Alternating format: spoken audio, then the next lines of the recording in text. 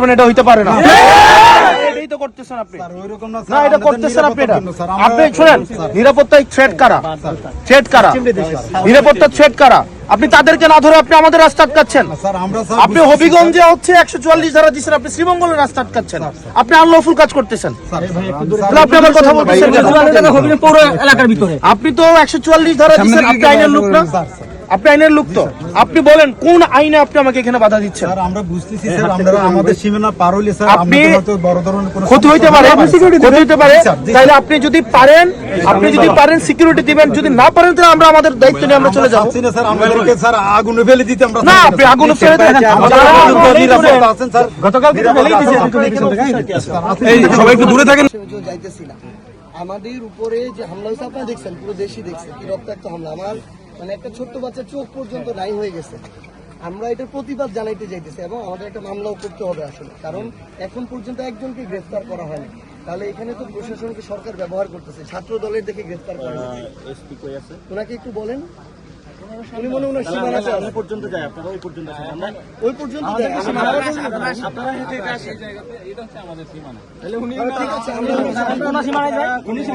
এখান পর্যন্ত মৌলভীবাজার, তাই না? আপনারা মৌলভীবাজারের নাকি? আপনারা তো আমাদের মৌলভীবাজার আটকে চলতেছেন। আমরা মনে হচ্ছে ওদিকে ভারত মনে হয় আমাদের আটকালে তো আটকাই না। ভাই আমরা শেষ দিকে তো পৌরসভায় দেয়া দেখা যাচ্ছে, ভিডিওতে দেখা যাচ্ছে।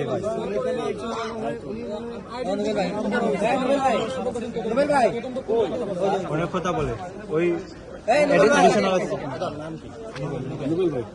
নোবেল ভাই, নোবেল ভাই, নোবেল ভাই এদিকে আসেন।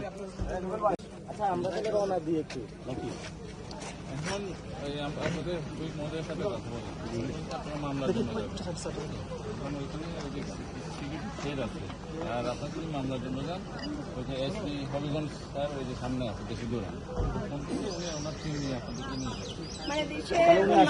ওনাকে বলেন, আসতে বলেন। আমরা তো বলতেছি আমাদের জায়গাটা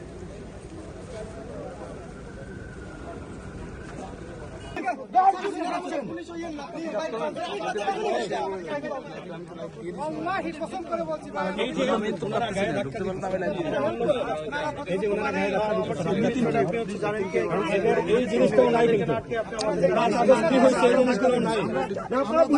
আপনারা ভুলে গেছেন তো।